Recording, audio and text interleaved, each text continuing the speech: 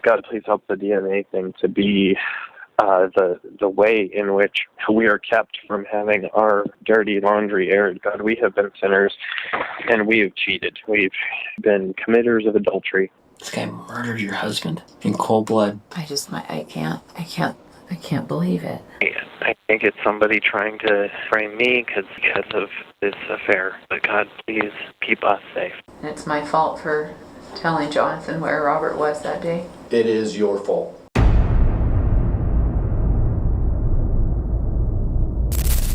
August 17th, 2014. A railroad worker is found deceased in an isolated office in Tehachapi, California. The victim, 38-year-old Robert Limon, a devoted father and hard-working mechanic. Within weeks, investigators made a shocking discovery. Robert's wife, Sabrina, was involved in an extramarital relationship with a 24-year-old man named Jonathan Hearn. But this wasn't just an affair. This was something far more sinister.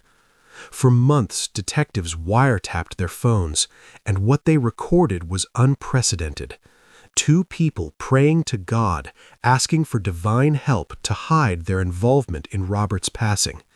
Actual recordings of them coordinating their stories, justifying their actions through biblical scripture, and genuinely believing they would get away with it.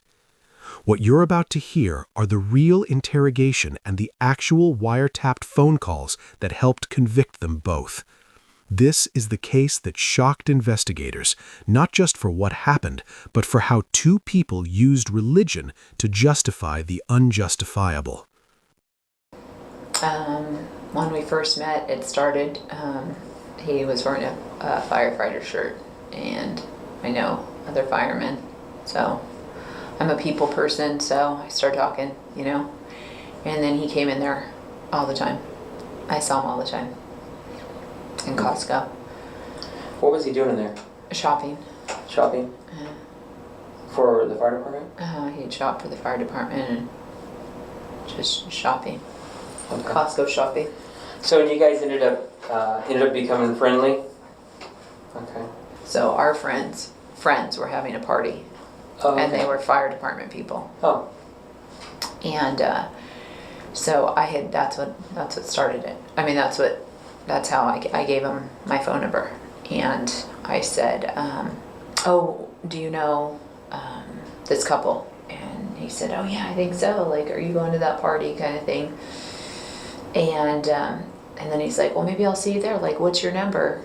And I had never given out my number to like a stranger before, and I did. I instantly felt guilty, like, oh my gosh. And I had thought prior to that I had mentioned Robert, and I always do. That's like my protection, especially with other men. Yeah. Like I always brought up Robert right away. So I'd never done that before, and I felt bad. And but then he called and messaged me, and I was just like, oh my gosh, like I got myself so I didn't answer it or respond. And he apologized. He was like, are you married? I'm so sorry. And then I put, yeah, I thought that you knew that. It's no problem. It's okay. Did you guys have that relationship at your house, or was it at Costco, or was it at a motel? It was at our house, and sometimes, wherever. Tell me about, did Rob ever suspect anything? No, Robert had found my phone. Tell me about that. And he wasn't, he's like, who's this dude? And he'd seen him out once before. He'd only met him once. So he was just like, what's up? How did this go down? And I just kind of told him, like, I don't know. It just happened. And Jonathan apologized to Robert. He talked to him. He apologized to him. And we felt bad. Like I did tell you, we were distracted with so many things, friends and partying, and we have had open relationships. I threw that at him. So this was prior, and parties and just kind of like that kind of of a lifestyle. More like. Now the kids weren't exposed to that. Kind of, we've talked about your open relationship before, and you told me you didn't have one. I was straight, and I didn't want any of this to come out, you know. Did you think this would ever come out? I was, I've been tripping, you know. It's shameful. It's terrible. But that's where the door opened, and Robert was, I hate to talk about him illy, you know, because I don't want to dishonor him. I feel like this is such a dishonor to him. So Rob's going to work, and then he's working overtime shifts and stuff, and Jonathan would be at your house Sometimes. late at night when the kids were sleeping or whatever? Not always, or yeah, if they were gone. Okay. Not always. I mean, I didn't want to, my kids, I love them so much, Detective Myron. Right. So Jonathan, what did you learn about Jonathan while you guys were dating? Well, he was like no one I'd ever met before. Very different than the social group that, you know, we were. Smart guy, really, he's a Christian. Mm-hmm. He grew up really religious, and a family of 6. Did Rob say anything to you after Jonathan talked to him? Not a whole lot. Okay. He's just like, it's cool. He said it was cool to you or cool to Jonathan? To both of us. Jonathan wanted to meet with him. Did they meet? Mm-hmm. No? And what is Jonathan's take on divorce? Because we know he's very religious. Did he feel it was okay? No. And then we had gotten a burner phone to talk on. I know. What do you think about the burner phone? Who introduced the burner phone? Whose idea? Jonathan got it for me. I mean, I'll take response. I don't, you know, both of ours. Who paid for the minutes and stuff on it all the time? He did. Okay. Where'd you hide it at and keep it hidden from Rob? Just kind of like in the drawers, and Okay. had a basket. Oh. So once this burner phone comes into play, did you feel guilty about having it? Shameful, anything? There would be moments of feeling, and Rob and I would go do everything together. So, like, in moments, just him and I, which we did everything together, but we had the kids with us. So, like, when it was, or always friends, always. So, and always tricky. Mm-hmm. So when it was just him and I, there were times where, like, I kind of tried to be a little more honest. I'm not saying, like, here's the deal, you know. But I mean, he was aware of things not being quite perfect. Sure. And me being distracted, but he was also distracted, you know. And I'm not blaming him. What was he distracted with? He was distracted with everything. I know he didn't like to get on websites. He was distracted with his phone a lot. People just, he worked a lot. And then you were distracted with Jonathan, with the thought of that relationship continuing and growing and all that stuff. I was just living in it, you know. Yeah. It was just kind of like juggling it, you know. Did it feel like that 8th grade high school love, like you felt when you first met Rob? You know, I'd been with Rob for so long, and we were just like buds, you know, where, you know, to where this was different, totally different. While Sabrina sits in that interrogation room describing her relationship with Jonathan as different, investigators already knew the truth. They'd been listening to their phone calls for months, and what they heard revealed a twisted plan built on religious manipulation.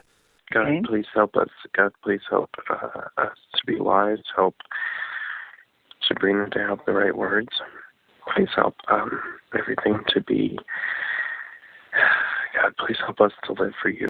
We need you. We need you so badly. God, help us. We have a purpose that you have given us, God. Help us to not get distracted. Stay focused on you. Help us to be so strong for you, Father God. Help us to live for you and love you.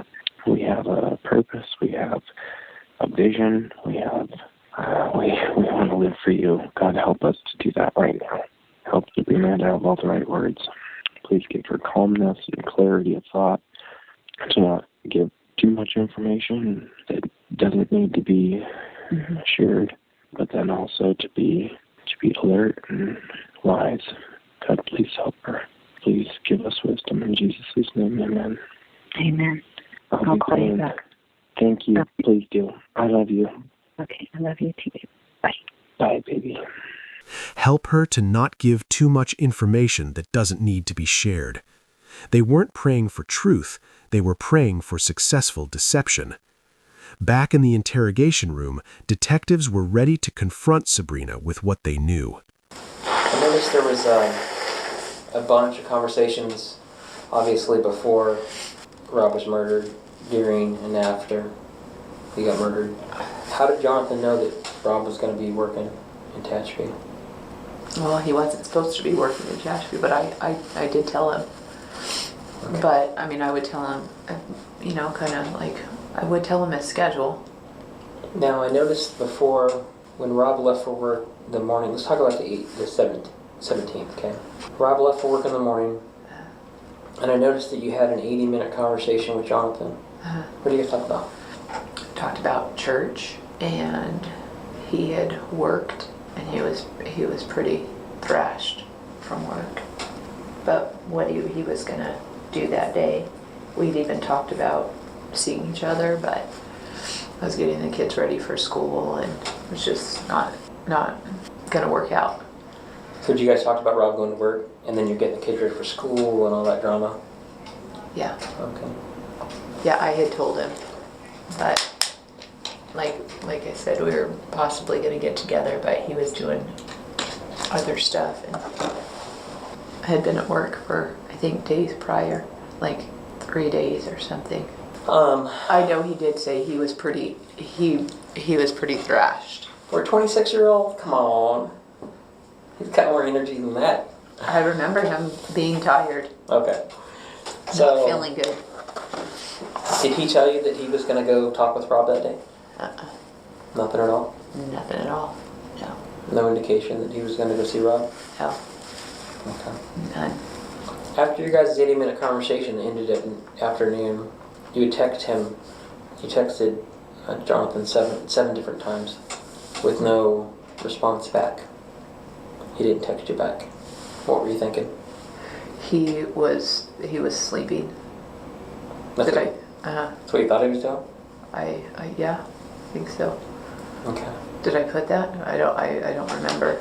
So, after the 7 messages, it was late in the evening. Rob wasn't showing up at home, and you called and talked to Jonathan. He finally texted you back and then called you. What did you guys talk about?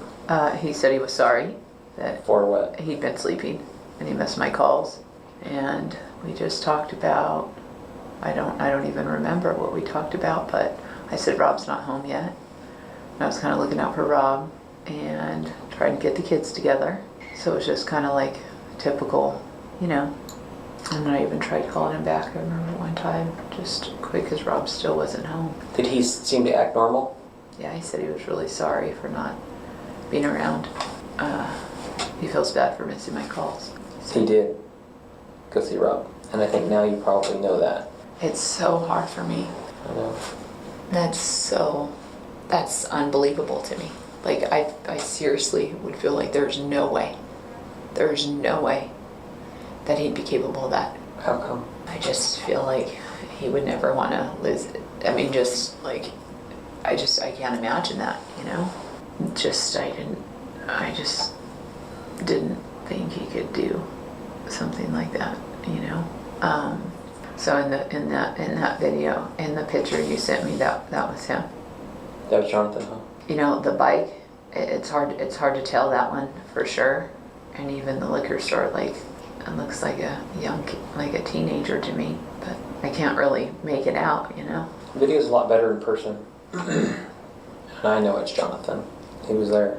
So you want me to tell you what he did? He drives to Tehachapi. He checks to see if Rob's there. Rob's not there. He leaves. He comes back, and he waits for Rob to come drive to the property. You're sure? I'm positive, 100%. How do you know for sure? I mean, I have lots of evidence. He goes in the shop, they get in an altercation, he shoots Rob twice. He gets on his bike, his motorcycle, he leaves. He changes clothes, goes to the gas station, gets some water, gets some gas, drives home. Gets home, sees your text messages, calls you, texts you. What do I say to that? I don't know. Did you guys ever talk about it? We've talked about it a lot. I've heard a lot of your conversations. A lot.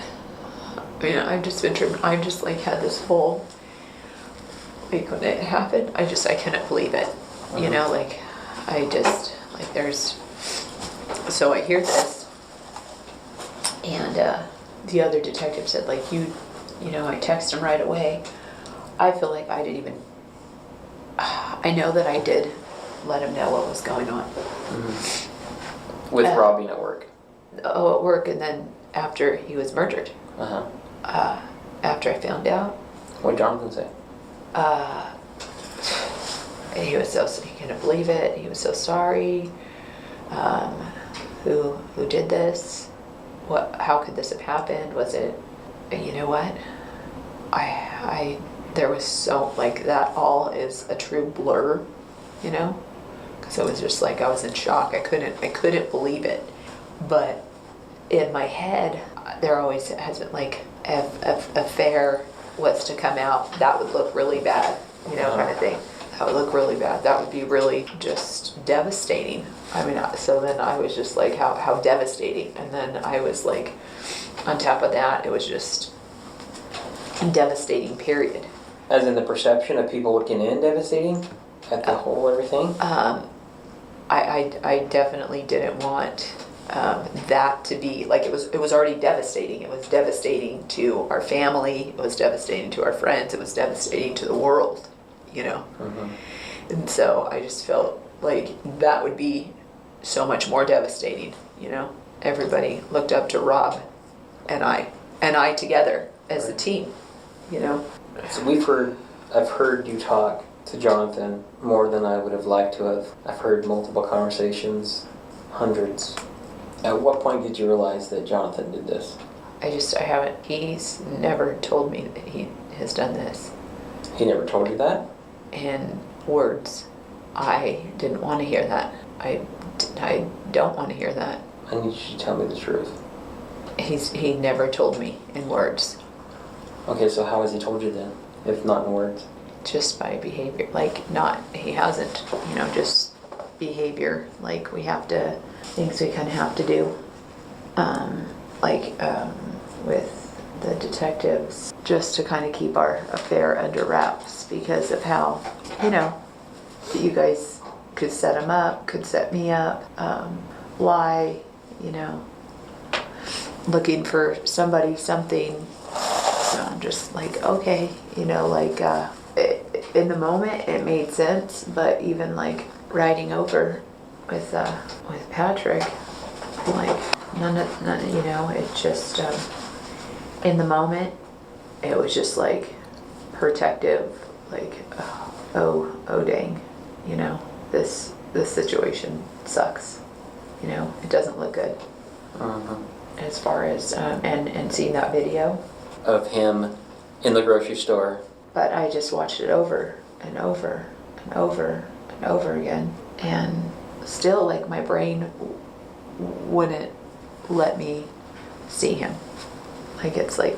So he never actually told you that he killed Rob? No, he never said he killed Rob. But you think that he had done it in other words or other actions? Well, just as we're talking, you know, he's like, well, it could be me in that video. Mm-hmm. It could be me.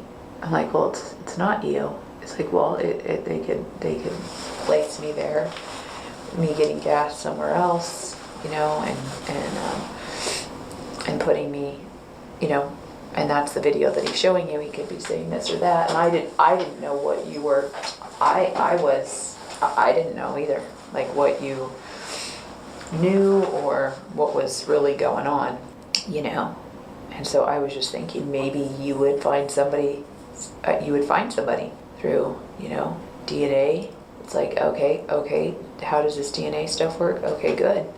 And I told him DNA, and he's like, good, that's good. They found DNA, that's good. But I mean, he would ask, well, what, we would talk about it. We've talked about all of it in length. When did he tell you he was nervous about his DNA being at the scene? No. No? Nervous about his DNA being at the scene? Mm-hmm. At the shop there? No. He'd said DNA, like it's not like a for sure. You can, DNA can be explained, things like that, So. I need you to be totally honest with me, okay? Because I know a lot of information about this. So, Rob gets the call Saturday and says he was going to work for John Justice, and then he goes to leave for work in the morning. Mm-hmm. You and Jonathan both had conversations before that, before he went to work, and then after, or when he was gone, when he went to go driving, and you told Jonathan that Rob was working overtime. Mm-hmm. And he'd be up there all day. Okay. And did he know where the shop was at? Yeah, I believe, yeah. How do you believe? I told him where Rob works. I'm like, oh, it's in Tehachapi.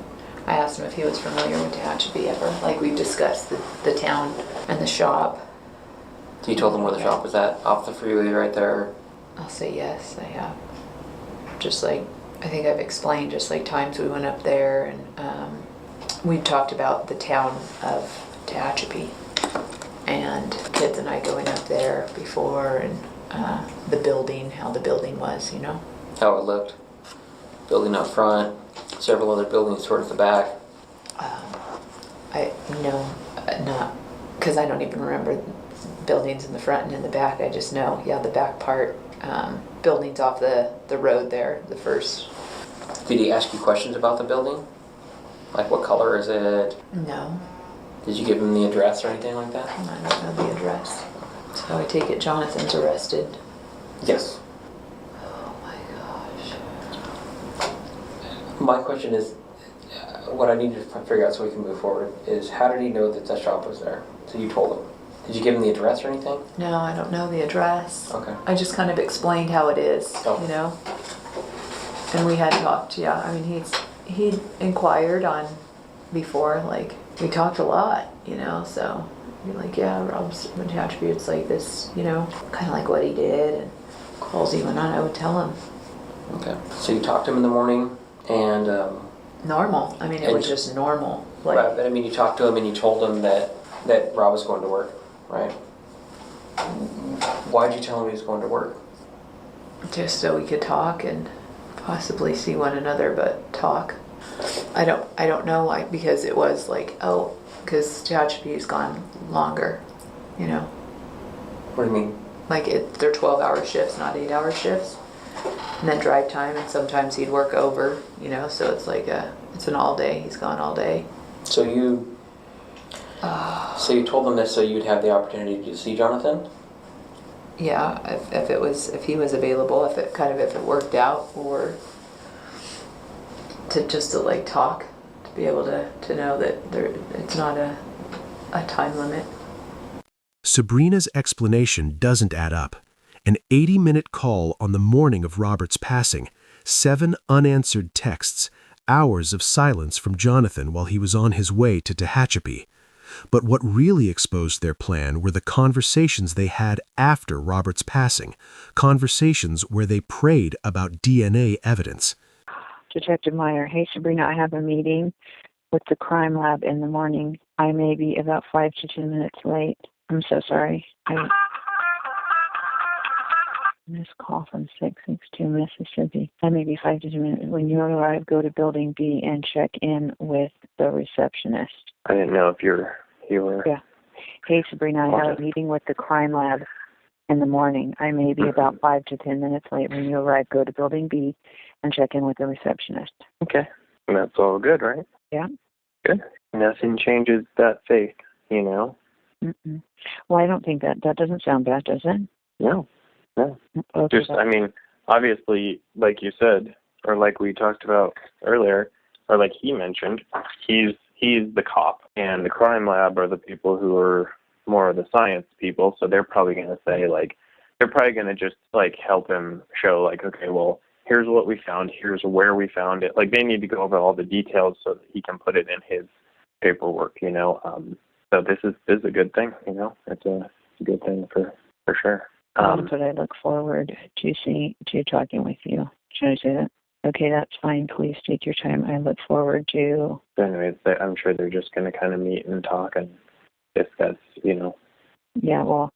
Probably mostly the DNA. I don't know. There might be other stuff that they found too, and you know all that. So it's good that he's having that meeting before he talks to you, because then you can ask the questions like, hey, so what's next? You know, any matches? Was there a match found? Because that's the big thing is like I think that's going to be a huge indicator of, okay, well, DNA was found. Great. There's DNA on everything. Let's figure out whose it is now, you know. Right. My whole thing is I just don't want our dirty laundry aired for no reason. You know what I mean? Like exactly. So and this might be exactly. So God, please help the DNA thing to be the way in which we are kept from having our dirty laundry aired. God, we have been sinners and we have cheated. We've been committers of adultery. But God, you're a Savior and you've saved us, and you have shifted our thinking, God. Before we had it so justified, we had it so where we saw so clearly that we were right, and God, there was so much selfishness. God.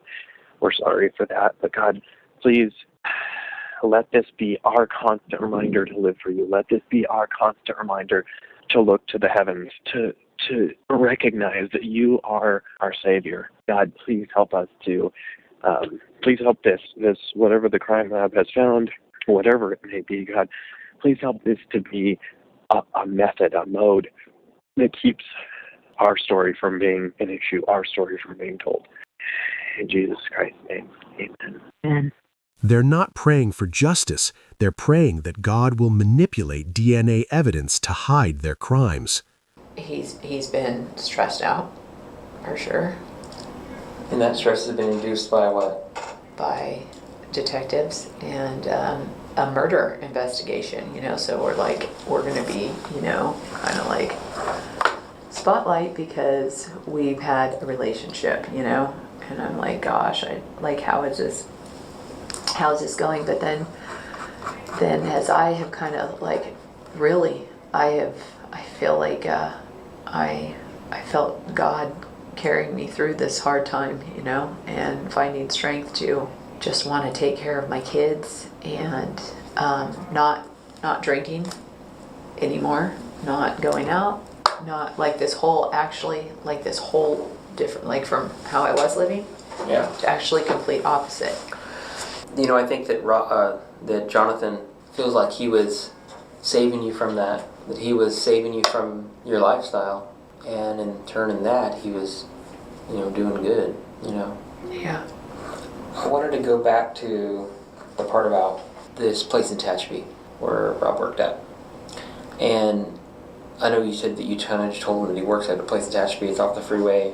Why would you tell him that? We had talked about like what Robert does and just like how, you know, I can't think of, I mean, a couple things like come to my head. I don't know. There was like an RV, they build like motorhomes. I remember that. And he just asked what Rob does up there. I'd come back with all kinds of, you know, Rob would come home with stories and I would share them. And he'd asked a little bit, you know. Why do you think he was asking? It was kind of like in conversation. It wasn't weird. Why would he care though? I mean, you know, I would never ask, you know, why. It didn't seem weird in the conversation. And I didn't like tell him an address or anything like that, you know. It's just, I don't know why. I gave him like a location, actually. How did you do that? Town, if it was like a little out of, I don't know. I don't know. I don't remember like exactly how I told him where Robert worked, you know. But it was just in like Tehachapi talk kind of thing, you know. Never if I was in your shoes, I would, if I was in your whole relationship shoes and everything, and looking for divorce or whatever, I would give that location to Jonathan if I knew Jonathan had made plans prior to meeting up with Rob. That's why I would have told him, hey, he works in Tehachapi, the building's off the freeway, next to the motorhome place, if I knew they were going to go meet. He never planned on meeting him at Tehachapi that he ever told me. Where were they going to meet at, you know? Like he wanted to have lunch or like somewhere in town or something like that.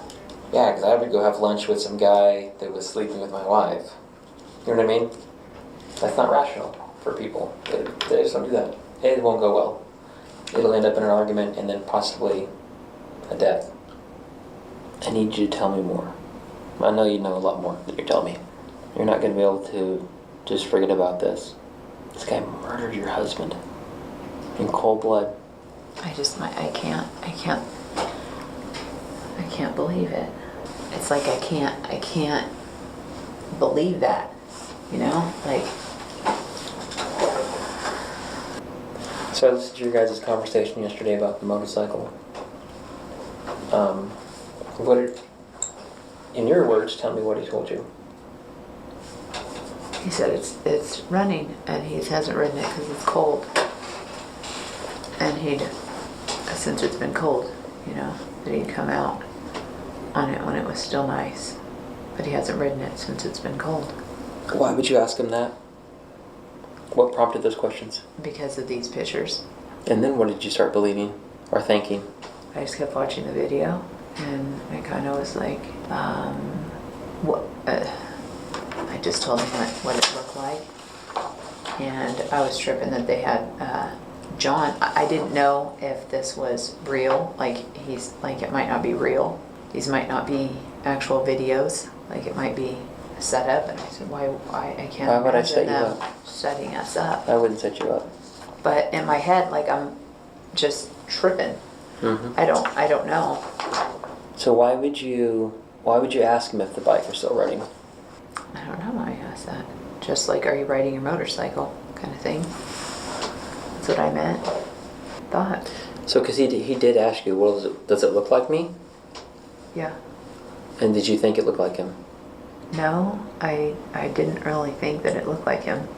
While Sabrina was denying knowledge in the interrogation room, investigators had already set a trap.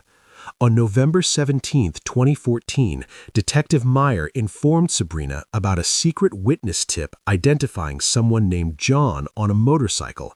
Listen to what happened next. Hello. Hello. Hey.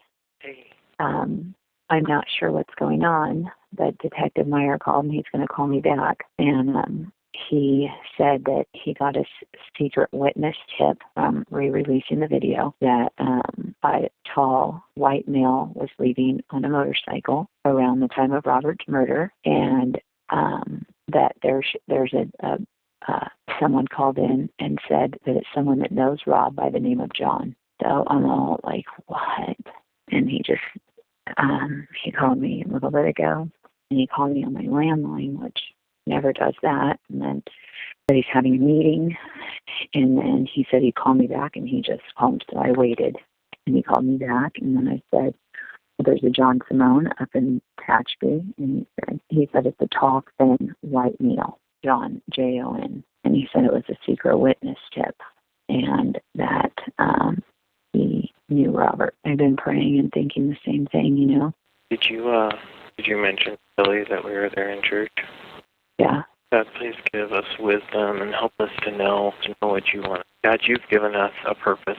You've given us a purpose, and we want to live for you. God, we want so badly. We want to guide this family towards you. God, we don't want to, obviously, whoever this is, and God, I think it's somebody trying to frame me because of this affair, God, and I don't know how or why this person is doing this, but God, please keep us safe. Please keep us focused on you, Jesus. So as soon as you said it, I thought immediately Kelly, and so I'm asking, how would you have known? How would you have known that I drive a motorcycle? Because, And how are they just all of a sudden? So I was all, is there a new video? And he was all, no. Like how did this all of a sudden just come up on the video? Like, how, it doesn't make sense. I said, God, please help us have wisdom and direction here. In Jesus' name, amen. Stay focused. And God, we don't want this.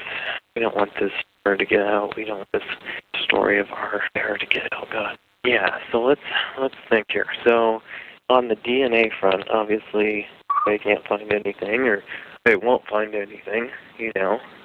They knew they were being investigated. Jonathan even suspected the tip was designed to get them to talk, and yet they kept talking on the same phones, having the same conversations, praying the same prayers. He walked back to the shop. Door was open. Walked in. Rob was getting a Gatorade out of the refrigerator. And they got into a fight. A fight? Yeah. A physical fight. A struggle over the gun. And then pow. I can tell from the crime scene photos and stuff that there was a struggle. So Rob's fighting for his life. And this fucking douchebag is killing him. Because he wants you and your kids. He wants to be Rob. He wants to be Rob. I don't want to believe that, you know. It's not about that. It's just I can't believe that. It's terrible. It's sad. To take these kids' father away from them. Took their father away from them. Because he wanted to be Rob. You read the Bible? David and Bathsheba and Uriah. He told me about that. Mm-hmm. Did you read the story? No, I read. Psalms 51. Yeah, I don't remember. He knows the Bible really good. Mm-hmm. You know why? Because he was homeschooled. He was at home all the time, and they talked about church and God and stuff. I need you to tell me everything that you know. Because you know a lot more than I think that we're talking about. This guy killed your husband. Took Robbie and Leanna's father away from them. Their good father. He was a great dad. Okay, how about Psalms 51? He told you about that, right? And he prayed for forgiveness for his bloodshed. Remember that? He talked about that? For his bloodshed? Mm-hmm. I think you were actually talking over him when he was talking about that. Because you guys do that a lot. You'll be talking, and then he talks, and you guys talk over each other. And then he prayed that God would forgive him for his bloodshed. I don't think you heard. If you did or if you didn't, you don't remember hearing that? No. And we are prone to sin. We are prone to fail. But let's get on our knees, say sorry, and remember at the same token, Satan is going to want to make us feel defeated. He's going to want to make us feel like there is no forgiveness. But there is. There is, and God has forgiven it. He was relating it to murder, not an affair. You know what I mean?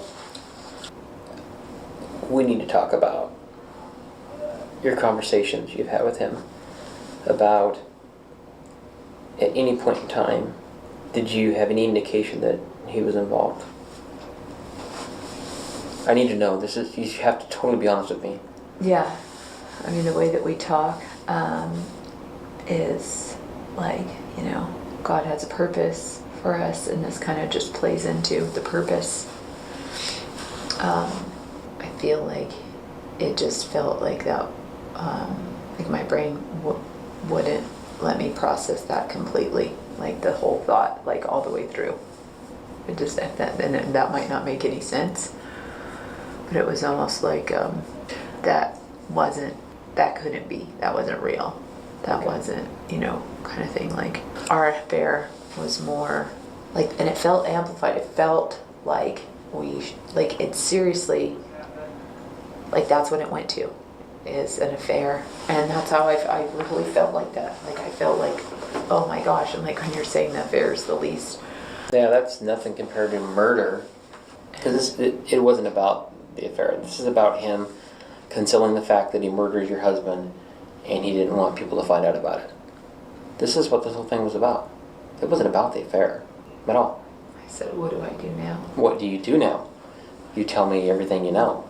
Because I'll be honest with you, what I get out of this interview is going to make a huge decision on if you ever touch and see your kids again, ever, in your entire life. And right now I feel like that you have some more information that you're not giving to me, and you're not telling me everything I need to know.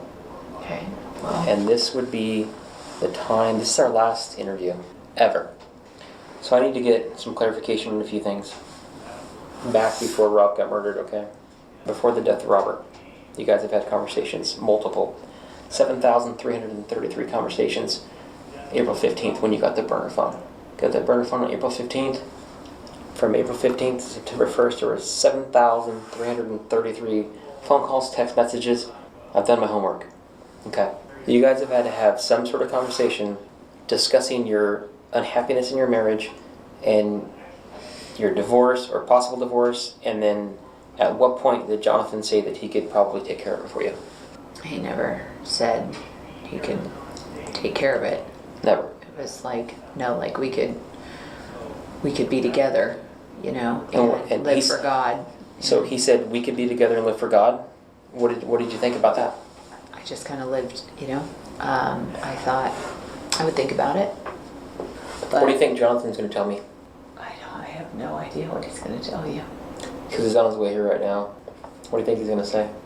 Apparently he told one of the other detectives that he wanted to talk to me. What's he going to tell me about you? Me? I have no idea what he's going to tell you about me. Do you want me to give you an idea of probably what he's going to tell me? What? That you set this up and planned this? That's probably what he's going to tell me.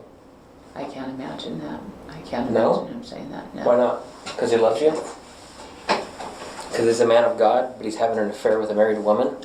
You planned this whole thing because you know that if your husband's working for the railroad at the time when the railroad he's on duty and he gets killed on duty, that there's a lot of motivator there for money.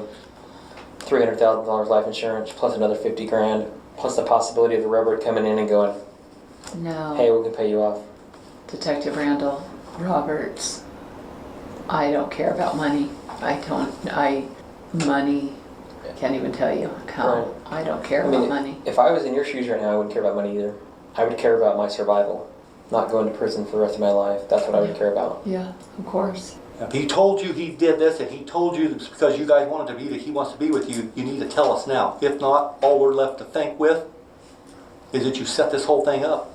If he went and did something stupid, hey, you need to tell us now. Well, you have it right there. I don't have it. I want it out of your mouth because we've not got any truth out of your mouth. And if I don't start Well, he getting said something, it I told last- you, I'm left to believe exactly what I really believe. Somebody told him where Rob was, exactly where Rob was, and he went over there and killed him. And you know, if we've been listening to what you guys have been talking about for weeks and weeks, what we've got, okay? Yeah, I understand. When he comes down here and he purposely tells you we haven't got nothing just to see what you'll say, and you burn up the phone, they ain't got nothing, okay? We're okay, they ain't got nothing. What's it sound like? What will it sound like? Well, he did say that yesterday, and I don't.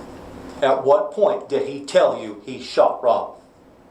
And don't tell me he didn't. I know better. He said that was him yesterday. No. No. No.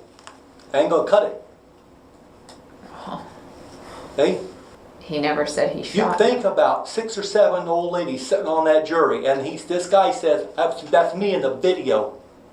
Huh? And they said, what happened? I don't know. She didn't come. She still, it took us, 15 minutes into an interview to get her to say that. She didn't call us. Hey? Yeah. And the prosecutor says, folks, that's how much she cares about the husband. Okay? Her new boyfriend kills him, and she don't even care. And what will your kids think when they find out? And the whole world is going to find out in the next 3 days because all this paperwork goes public. Not a thing we can do about it. Okay? All kinds of stuff. Phone calls, everything. You want people hearing some of that stuff without explaining some of the stuff to us? No. Tell me when he told you he killed your husband. Because he did and he told you. Okay? Or you knew it already. If he didn't tell you, you knew it already. And you knew it before he did it.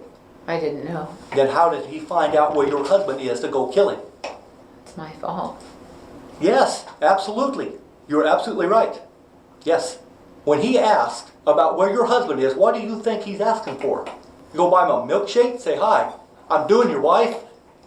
What do you think he's going to do? When did he tell you? You're not going to get another shot at this, I'm telling you. We're going to leave here in a minute, and we're not going to talk to you again. You'll want to, but your attorney won't let you, and it's too late. I won't talk to you, neither will he. We're done. I understand. We will take what we have and go with it. You wouldn't be here if we didn't have enough. Okay? I understand. Sabrina, if he did something, and you don't want to tell us, that you've got to now. You understand? I understand. If he didn't, if you never intended for him to go do this, and he went and did it, and you didn't plan this, and you had pain, and you get scared because he's done it, and you think you're wrapped up, I can understand that. I've had a lot of people in these situations, a lot. Bunches of them. Little girls that drive people, little youngsters to all play. I didn't know they were going to go in there and kill people. It happens, okay? Yeah, I And it understand. doesn't mean that you're in the middle of this, plotted it, planned it, or anything else. He may have went off and done something stupid on his own. But don't tell me you didn't know, because we know you did. This has been nothing but cover up. Oh my God, hope they don't. God wants us to be together. I hope the DNA doesn't. Okay? That's got nothing to do with this affair.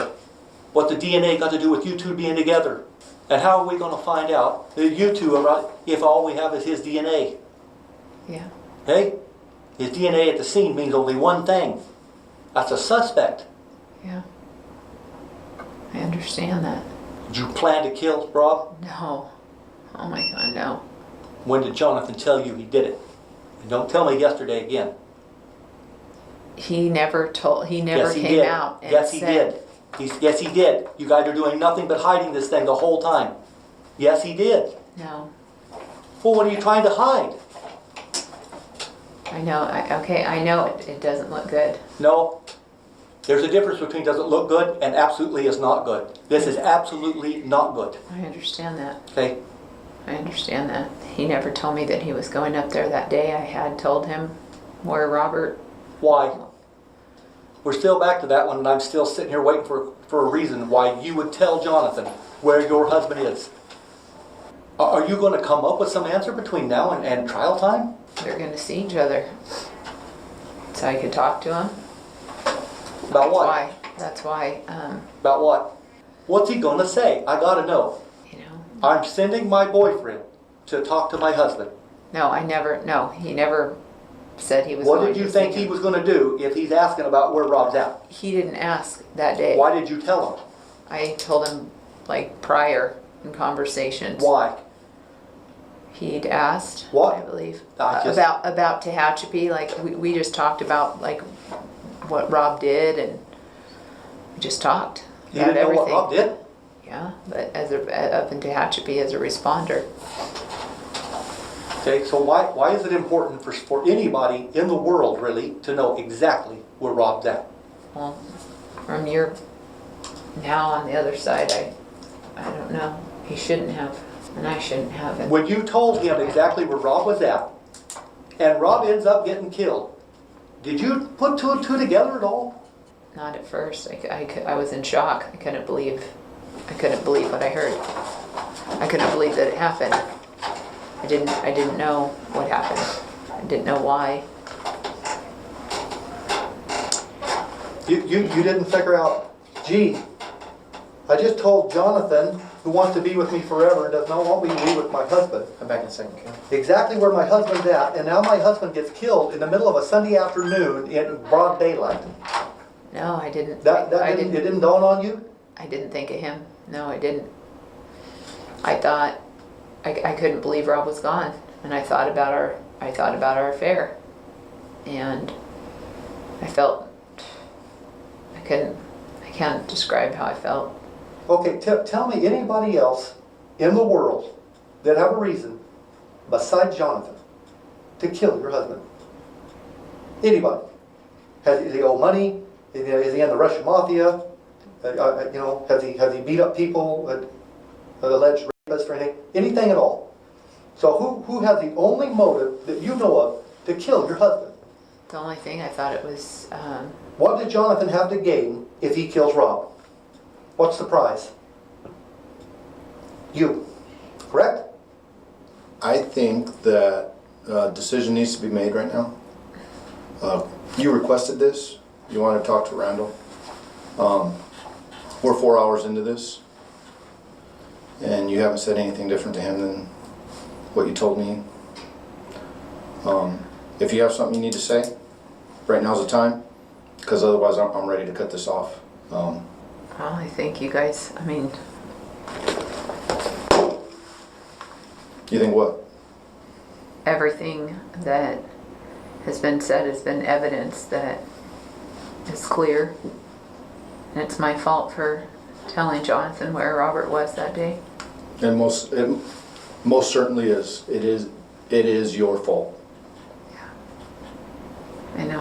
Why you would tell the man, he's not a man, he's a coward, where your husband works, beyond me.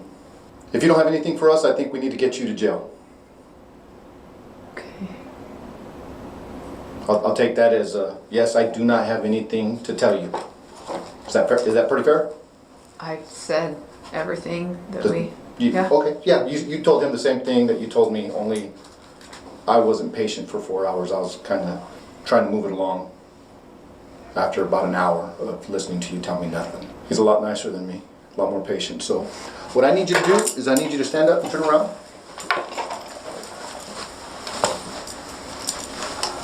Jonathan Hearn pleaded guilty to voluntary manslaughter and received 25 years and 4 months. He testified that Sabrina first brought up ending Robert's life in April 2014, 4 months before the actual incident. He revealed they'd even attempted to poison Robert with banana pudding weeks earlier, but Sabrina had panicked at the last moment. Sabrina Limon was convicted of first-degree murder, attempted murder, solicitation, and conspiracy. She was sentenced to 25 years to life in prison. She's appealed multiple times. All appeals have been denied. But the real victims are Robert's 2 children, Robbie and Leanna.